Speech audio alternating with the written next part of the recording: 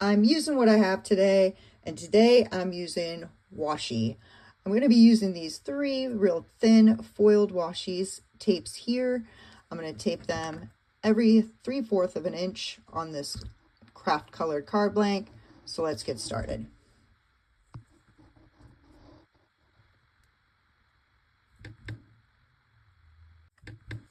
So now all I have to do is trim these off, or I can also just fold them over. And here we go. This is what we've got so far. Now this looks really pretty as is. You could use it just like this. However, I'm going to go ahead and run it through and use this embossing folder with these squirrels on there. I'm going to go run that through on my big shot. And here's our results. Subtle, but that's what I was looking for this one. So next, what I'm going to do is I'm going to heat emboss this little squirrel stamp onto some cream cardstock. I'm heat embossing the squirrel in this nice gold color. And of course, I've got my anti-static pouch and the Versamark. I'm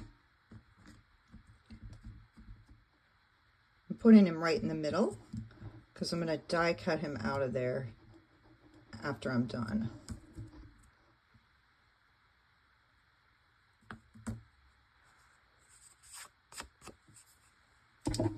Now, I'm going to use my heat tool to get this heat embossed.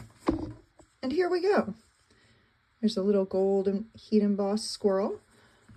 I'm going to cut that out along with a piece of this gold foil. I'm going to use these little decorative nesting squares. So I'm going to go run that through the big shot. And here we go. So I'm going to end up adhering this one, the squirrel one, right on top of the gold one. But now looking at it, I want to add 2 small brown hearts to the corners. And I want it to be that brown foil color from our base earlier.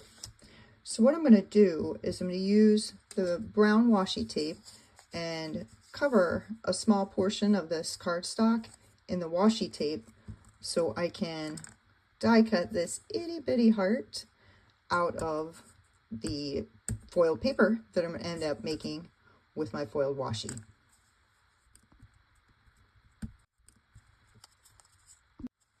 So I've got enough of this cardstock foiled right here to be able to cut a couple of these out. I'm going to run this through the big shot. Here's our little 2 small brown foiled hearts. I'm going to go ahead and run it through the sticker maker. All right, let's get this card put together. I'm going to start with the base. Now I've pre-cut 3 pieces of this little jute string here because I'm going to attach it to my card. And I'm just going to use some regular tape to do that. I'm going with just taping it onto the card so that way I prevent adding even more bulk to the back of it for when I attach it to my card. And when I tape it, I can keep the 3 strings right in a row like that, the way I want it to look.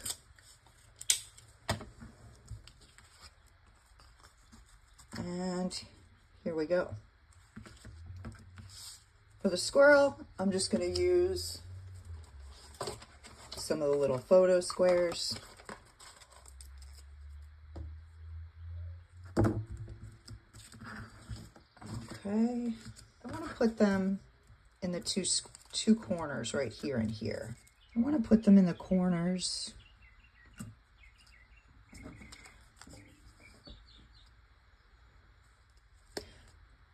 I'm attaching the background of our card to the card with the double-sided tape. One, because I've got this bulk here, and then also I found with the texture when I dry emboss my backgrounds, it just works best when I use the double-sided tape. And so I'm attaching our little squirrel right to the center with the foam tape. And let's see. And here we go.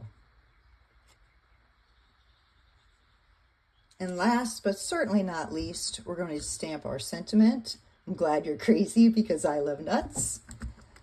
In the middle of our card here, I'm going with a cocoa color.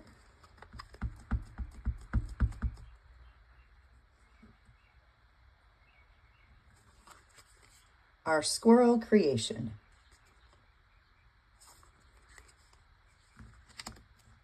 Thanks so much for watching. Please like, share, and subscribe. It really does help the channel. And happy crafting, y'all.